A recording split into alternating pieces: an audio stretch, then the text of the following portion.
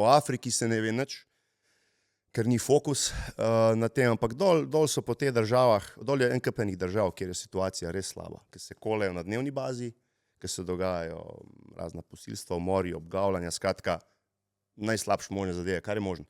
Ampak noben o tem ne govori, ker ni interesa, ker pač Ni pomembno. ni pomembno, a ne, ker mi se gremo vojne tam, ker imamo lahko nekaj od tizga. Ali imamo neke rudnine, neko naravno bogatstvo, ali hočemo oblast spremeniti, zato da bo nam ustrezala, a ne. Tako da ja, je pa tudi tako, ne. Zato, ker je Afrika toliko podrejena vsem nam, zato dejansko mi, zahodnjaki, tudi lepo živimo. Tako da, to se moramo mi vsi zavedati.